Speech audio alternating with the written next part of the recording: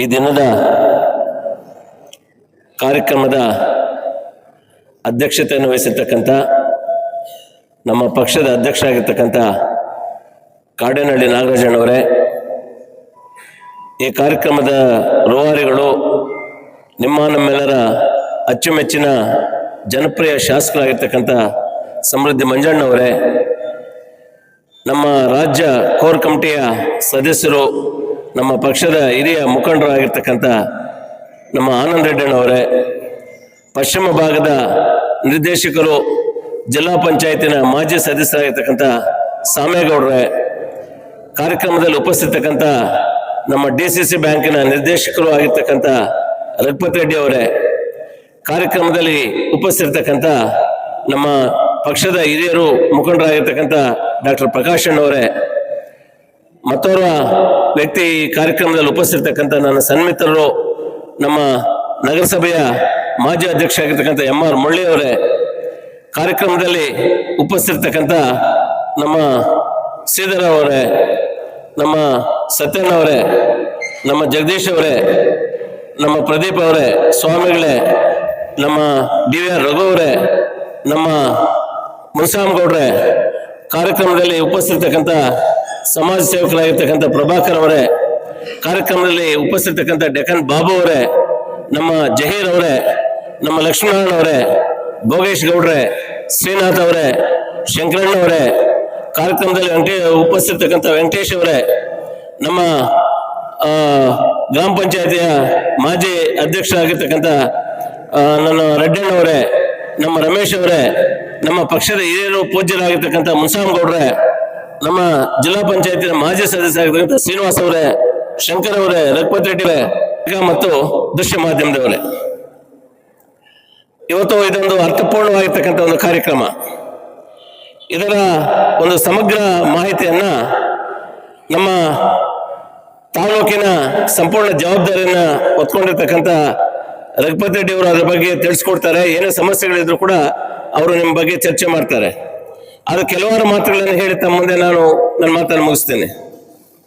ಆತ್ಮೀಯರೇ, ನಾವು SIR ಬಗ್ಗೆ ಮಾತಾಡ್ತಕ್ಕಂಥ ಮುಂಚೆ ಪ್ರತಿಯೊಬ್ಬ ಭಾರತೀಯನಿಗೂ ಕೂಡ ಮತದಾನದ ಹಕ್ಕನ್ನು ಕೊಟ್ಟಿದೆ ಭಾರತದ ಸಂವಿಧಾನ. ಭಾರತದ ಒಂದು ಇತಿಹಾಸದ ಒಂದು ಪುಟಗಳನ್ನು ತಿರುವಿ ನೋಡಿದಾಗ ಈ ದೇಶದಲ್ಲಿ ನಿರಂಕುಶ ಪ್ರಭುತ್ವ ಇತ್ತು. ರಾಜಮಂತ್ರಿಗಳು ಈ ದೇಶವನ್ನು ಆಳ್ತಾ ಇದ್ರು. ಆ ರಾಜರು ಈ ದೇಶವನ್ನು ಆಳ್ತಾ ಇರ್ತಕ್ಕಂಥ ಸಂದರ್ಭದಲ್ಲಿ ರಾಜರು ಹೇಳಿದ್ದೇ ರಾಜಾಜ್ಞೆ. ಅದನ್ನು ಯಾರು ಕೂಡ ಪ್ರಶ್ನಿಸುವಂತಿಲ್ಲ. ಜನರಿಗೆ ವಾಕ್ ಸ್ವಾತಂತ್ರ್ಯ ಇರಲಿಲ್ಲ, ಅದನ್ನು ಯಾರು ಕೂಡ ಪ್ರಶ್ನಿಸುವಂತಿರಲಿಲ್ಲ. ವ್ಯಕ್ತಿ ಸ್ವಾತಂತ್ರ್ಯ ಇರಲಿಲ್ಲ. ಆದರೆ ಕಾಲಕ್ರಮೇಣ ಭಾರತ ದೇಶಕ್ಕೆ ಒಂದು ಸ್ವಾತಂತ್ರ್ಯ ಬಂದ ಮೇಲೆ ಇವತ್ತು BR ಅಂಬೇಡ್ಕರ್ ಅವರನ್ನು ಇವತ್ತು ನೆನೆಯಬೇಕಾಗ್ತದೆ. ಒಂದು ಕಾಲದಲ್ಲಿ ಬ್ರಿಟಿಷರು ಹೇಳಿದ್ರು, ಏನಕ್ಕೆ ಭಾರತೀಯರಿಗೆ ಸ್ವಾತಂತ್ರ್ಯ, ಇವರಿಗೆ ಒಂದು ಸಂವಿಧಾನವನ್ನು ರಚಿಸಿಕೊಳ್ತಕ್ಕಂಥ ಪ್ರಬುದ್ಧರಲ್ಲ, ಇವರು ದಡ್ರು ಅಂದ್ರು ನಮ್ಮನ್ನ. ಆಗ ಒಂದು ಅದ್ಭುತವಾದಂತಹ ಒಂದು ಸಂವಿಧಾನವನ್ನು ರಚಿಸಿ ಇಡೀ ವಿಶ್ವಕ್ಕೆ ಒಂದು ಸಂದೇಶವನ್ನು ಕೊಟ್ಟರು ಡಾಕ್ಟರ್ BR ಅಂಬೇಡ್ಕರ್ ಅವರು. ಭಾರತೀಯರು ದಡ್ಡರಲ್ಲ, ಭಾರತೀಯರು ಪ್ರಬುದ್ಧರು ಅಂತ ಹೇಳಿ ಒಂದು ಅದ್ಭುತವಾದಂತಹ ಒಂದು ಸಂವಿಧಾನವನ್ನು ನಮ್ಮ ದೇಶಕ್ಕೆ ಕೊಟ್ಟರು. ಆ ಸಂವಿಧಾನ ಅಡಿಯಲ್ಲಿ ಪ್ರತಿಯೊಬ್ಬ ಪ್ರಜೆಯು ಕೂಡ ಒಂದು ಏನು ಮತದಾನದ ಒಂದು ಹಕ್ಕನ್ನು ಕೊಟ್ಟಿದ್ದಾರೆ. ನಾವೆಲ್ಲರೂ ಕೂಡ ಮತವನ್ನ ಚಲಾಯಿಸ್ತಾ ಇದ್ದೇವೆ. ಹಿಂದೆ ಏನಿತ್ತು, 21 ವರ್ಷ ಆದ್ಮೇಲೆ ಮತದಾನದ ಹಕ್ಕು ಇತ್ತು. ಆದ್ರೆ ಸಂವಿಧಾನಕ್ಕೆ 69ನೇ ತಿದ್ದುಪಡಿಯನ್ನು ತಂದು 1989ರಲ್ಲಿ ಒಂದು ತಿದ್ದುಪಡಿಯ ಮೂಲಕ 18 ವರ್ಷ ವಯಸ್ಸು ಮುಗಿದ ನಂತರ ಪ್ರತಿಯೊಬ್ಬರು ಕೂಡ ಮತ ಚಲಾಯಿಸುವಂತ ಹಕ್ಕನ್ನ ನಮ್ಮ ತಿದ್ದುಪಡಿ ಮೂಲಕ ಭಾರತದ ಪ್ರಜೆ 18 ವರ್ಷ ತುಂಬಿದವರಿಗೆ ಮತದಾನದ ಒಂದು ಹಕ್ಕನ್ನು ಕೊಟ್ಟರು. ಇವತ್ತು ನಿಮ್ಮೆಲ್ಲರೂ ಕೂಡ ನಾನು ಮನವಿ ಮಾಡ್ತಕ್ಕಂಥದ್ದು, ಮತದಾನ ಅದು ನಮ್ಮ ಹಕ್ಕು. ಒಬ್ಬ ವ್ಯಕ್ತಿ ಸ್ವಾತಂತ್ರ್ಯವನ್ನ ನಾವು ಒಳ್ಳೆಯ ವ್ಯಕ್ತಿ ಸ್ವಾತಂತ್ರ್ಯ ಸಿಗ್ಬೇಕಾದ್ರೆ ನಮಗೆ ಇವತ್ತು ಮತದಾನದ ಹಕ್ಕು ಬೇಕು. ಇವತ್ತು ಹಿಂದೆ ಏನ್ ಮಾಡ್ತಾ ಇದ್ರು, ರಾಜರು ಈ ದೇಶದ ಒಂದು ರಾಜಮಂತ್ರಿಗಳು ಈ ದೇಶವನ್ನು ಆಳ್ತಾ ಇದ್ದು. ಆದ್ರೆ ಇವತ್ತು ಪ್ರಜೆಗಳೇ ಪ್ರಭುಗಳಿಲ್ಲಿ. ಏನು ಅಬ್ರಹಾಂ ಲಿಂಕನ್ ಅವರು ಹೇಳಿದಾಗೆ, ಏನು ಪ್ರಜಾಪ್ರಭುತ್ವ ಡೆಮಾಕ್ರಸಿ ಅಂದ್ರೆ ಜನರಿಂದ ಜನರಿಗೋಸ್ಕರ ಜನರಿಗಾಗಿರ್ತಕ್ಕಂಥದ್ದೇ ಪ್ರಜಾಪ್ರಭುತ್ವ ಅಂದ್ರು. ಅಂದ್ರೆ ಸರ್ವವು ಪ್ರಜಾಪ್ರಭುತ್ವ ವ್ಯವಸ್ಥೆಯಲ್ಲಿ ಜನರೇ ಒಂದು ಅವರದೇ ಒಂದು ಪರಮಾಧಿಕಾರ. ನೀವು ಯಾರು ಮತ ಹಾಕಿ ಚಲಾಯಿಸಿ ಆಯ್ಕೆ ಮಾಡ್ಕೊಡ್ತೀರೋ ಅವರು ನಿಮ್ಮನ್ನ ಅಲ್ಲಿ ಪ್ರತಿನಿಧಿಸ್ತಾರೆ. ಈ ದೇಶದ ಕಾನೂನುಗಳಲ್ಲಿ ತರ್ತಕ್ಕಂಥವ್ರು, ಸೊ ಪ್ರತಿಯೊಂದು ಕೂಡ ಉಸ್ತುವಾರಿ ನೋಡ್ತಕ್ಕಂಥವ್ರೆ. ಆ ನಿಟ್ಟಿನಲ್ಲಿ ನಾನು ತಮ್ಮಲ್ಲಿ ಮನವಿ ಮಾಡ್ತಕ್ಕಂಥದ್ದು, ವಿಶೇಷವಾಗಿ BLO ಮತ್ತು BLA ಅಂತ ಇರ್ತಾರೆ. BLO ಅಂದ್ರೆ ಆ ಬೂತ್ ಮಟ್ಟದ ಒಂದು ಅಧಿಕಾರಿ. ಸೊ ಅವರ ಜವಾಬ್ದಾರಿ ಏನಂತ ಹೇಳಿದ್ರೆ, ಮನೆ ಮನೆಗೆ ತೆರಳಿ ಪ್ರತಿಯೊಂದು ಮನೆಯಲ್ಲಿ ಯಾರು ವಯಸ್ಸಿಗೆ ಬಂದಿದ್ದಾರೆ, ಎಷ್ಟು ಜನ ಮತ ಚಲಾಯಿಸುವಂತ ವ್ಯಕ್ತಿಗಳು ಆ ಮನೆಯಲ್ಲಿದ್ದಾರೆ, ಅದರ ಒಂದು ಸಮಗ್ರ ಮಾಹಿತಿಯನ್ನು ತಗೊಳ್ತಾರೆ. ಅದನ್ನ ಏನು ಸರ್ಕಾರದಿಂದ ನಿಗದಿತ ನಿಯಮಾವಳಿ ಪ್ರಕಾರ ಒಂದು ಫಾರ್ಮೆಟ್ ಕೊಟ್ಟಿರ್ತಾರೆ, ಅದನ್ನ ಅನೇಕ ವಿಚಾರಗಳು ಒಳಗೊಂಡಂತ ಒಂದು ಫಾರ್ಮೆಟ್ ಅನ್ನು ನಮಗೆ ಕೊಡ್ತಾರೆ. ಅಂದ್ರೆ ನಿಮ್ ಡೇಟ್ ಆಫ್ ಬರ್ತ್ ಆಗ್ಬೋದು, ನಿಮ್ಮ ಆಧಾರ್ ನಂಬರ್ ಆಗಿರ್ಬೋದು, ನಿಮ್ಮ ತಂದೆ ಹೆಸರು ಆಗಿರ್ಬೋದು, ನಿಮ್ಮ ಇನ್ಶೂರೆನ್ಸ್ ಹಿಡಿದು ನಿಮ್ಮ ಹೆಸರು ಏನು, ಈ ಸಮಗ್ರ ಮಾಹಿತಿಯನ್ನ ಒಳಗೊಂಡಂತ ಒಂದು ಫಾರ್ಮ್ಸ್ ಅನ್ನು ನಿಮ್ಗೆ ಕೊಡ್ತಾರೆ. ಒಂದು ವೇಳೆ ಅಂತ ಫಾರ್ಮ್ಸ್ ಏನಾದ್ರು ನಿಮ್ಗೆ ಬರಲಿಲ್ಲ ಅಂತ ಹೇಳಿದ್ರೆ, ಬೂತ್ ಮಟ್ಟದಲ್ಲಿ BLA ಅಂತ ಇರ್ತಾರೆ, ನಮ್ಮ ಏಜೆಂಟ್ಗಳು, ನಮ್ಮ ಪಕ್ಷದ ಏಜೆಂಟ್ಗಳು, ಅವ್ರಿಗೆ ಮಂದಟ್ ಮಾಡ್ಕೊಳ್ಬೇಕು ನೀವು. ಈ ತರ ನಮ್ಗೆ ಫಾರ್ಮ್ಸ್ ಬಂದಿಲ್ಲ, ಈ ತರ ನಾವು ಇನ್ನ ಅದಕ್ಕೆ ಮಾಹಿತಿ ಕೊಡ್ಲಿಕ್ಕೆ ನಮ್ಗೆ ಯಾವುದೇ ಒಂದು ಮಾಹಿತಿ ಕೊಟ್ಟಿಲ್ಲ ಅಂತ ಹೇಳಿ ನಮ್ಮ ಪಕ್ಷದ ವತಿಯಿಂದ ಇರ್ತಕ್ಕಂಥ BLAಸ್ಗೆ ನೀವು ಮಾಹಿತಿಯನ್ನು ಕೊಟ್ರೆ ಅದರ ಒಂದು ಸಂಪೂರ್ಣ ಮೇಲ್ವಿಚಾರಣೆನ ಅವರು ವಹಿಸ್ಕೊಳ್ತಾರೆ. ಇವತ್ತು SIR ಏನ್ ಆಗ್ತಾ ಇದೆ, ಇದು ನಿಜವಾಗ್ಲೂ ಕೂಡ ಒಳ್ಳೆ ಬೆಳವಣಿಗೆ. ಯಾಕಂತ ಹೇಳಿದ್ರೆ ಇದ್ರ ಬಗ್ಗೆ ನಿರ್ಲಕ್ಷ್ಯ ಬೇಡ. ನಾವೇನ್ ಮಾಡ್ತೀವಿ, ಯಾರು 4 ಜನ ಮಕ್ಕಳು, ಇಬ್ರು ಬೆಂಗಳೂರಲ್ಲಿ ಇರ್ತಾರೆ, ಇಬ್ರು ಊರಲ್ಲಿ ಇರ್ತಾರೆ, ಬರೀ ಊರಲ್ಲಿ ಇರ್ತಕ್ಕಂಥವನ್ನೇ ನೋಂದಣಿ ಮಾಡಿಸೋದು, ಅವ್ನು ಬಿಟ್ಬಿಡ್ತಕ್ಕಂಥದ್ದು, ಯಾರಪ್ಪ ಇನ್ನು ಅವನು ಬೆಂಗಳೂರಿಂದ ಕರೆಸೋದು, ಅದನ್ನ ನೋಂದಣಿ ಮಾಡಿಸ್ತಕ್ಕಂಥದ್ದನ್ನು ಈ ಉದಾಸೀನ ಬಿಡ್ಬೇಕು.